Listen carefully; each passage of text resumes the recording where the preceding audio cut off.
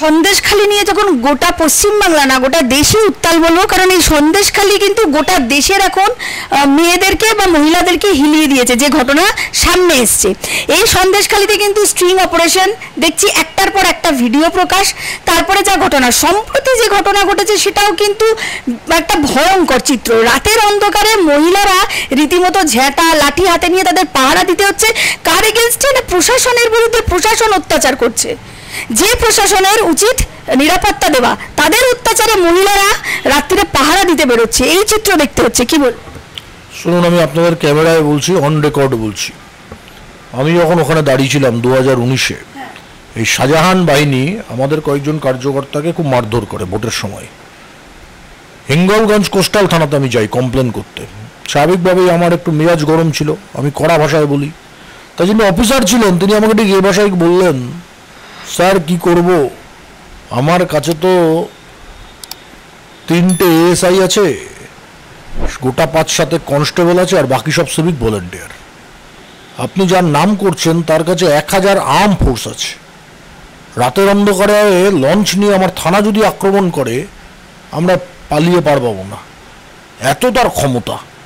একজন বিডিওকে 2019-এ মেরে হাড়গোড় ভেঙে দিয়েছে বাহিনী, এবং সে কমপ্লেন করেছে, এফআইআর করেছে থানায়, কোনো ব্যবস্থা হয়নি। আমি নিজে চোখের সামনে দেখেছি এই শাহজাহান বাহিনীর ক্ষমতা। আমি 2019-এ প্রচার করতে যাই, সন্দেশখালি হচ্ছে 9টা দ্বীপ নিয়ে, তার মধ্যে 2টো দ্বীপে এখন ল্যান্ড কানেকশন হয়েছে, 7টা দ্বীপে আজও ল্যান্ড কানেকশন নেই, নৌকো করে যেতে হবে আপনাকে। জেলিয়াখালি বলে একটা দ্বীপ আছে, সেখানে নৌকো করে গেলাম। দ্বীপে কী হয়, মানুষে দেখা করতে আসে, নৌকোর ঘাটে একটা জমায়েত হয়, একটা হাট বসে, বাজার বসে, চায়ের দোকান বসে। গিয়ে দেখলাম পুরো দ্বীপ প্রায় জনশূন্য, না চায়ের দোকান খোলা, না কোনো ভ্যান রিক্সা আছে, না কোনো টোটো আছে, না কেউ বাজারে বসে আছে, এমনকি নৌকোর ঘাটে অন্য নৌকোতেও কেউ নেই।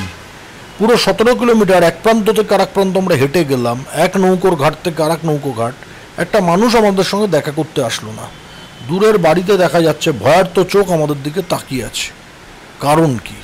খোঁজ করে দেখা গেল শাহজাহান বাহিনী বলে গেছে, কেউ যদি সায়ন্তন বসু বা বিজেপির সঙ্গে ওখানে যান তার বিরুদ্ধে কঠোর ব্যবস্থা হবে। কঠোর ব্যবস্থা মানে তালিবানি প্রথা, হাত কেটে নেবে, প্রাণে মেরে দেবে, মহিলাদের উপর অত্যাচার করবে, একদম তালিবানি প্রথা।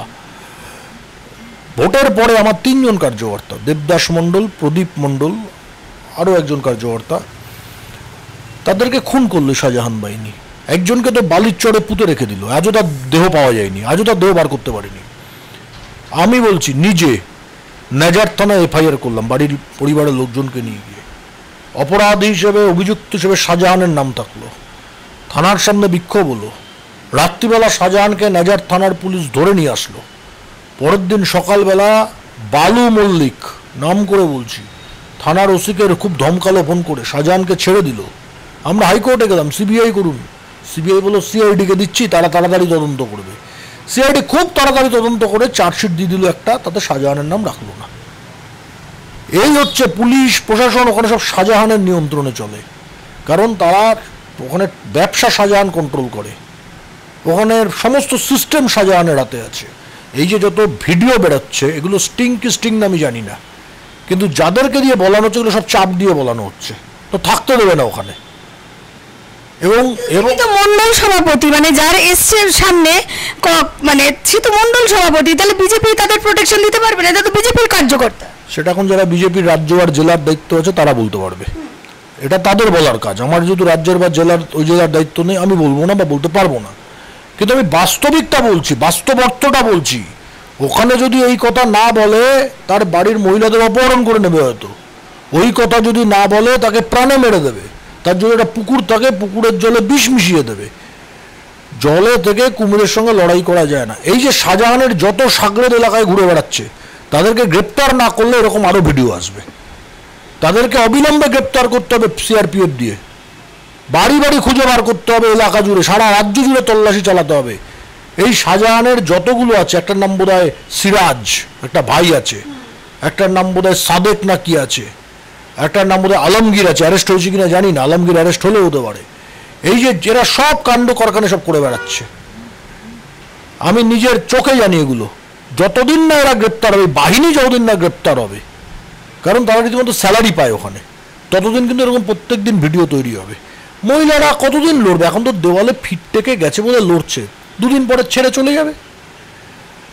সন্দেশখালিতে আপনি দেখবেন বহু জমি ছেড়ে মানুষ চলে গেছে ওখান থেকে, এবং সেটা শাহজাহানের বাহিনী দখল করেছে হিঙ্গলগঞ্জে, সন্দেশখালিতে, বিশেষ করে দ্বীপ এলাকাগুলোতে।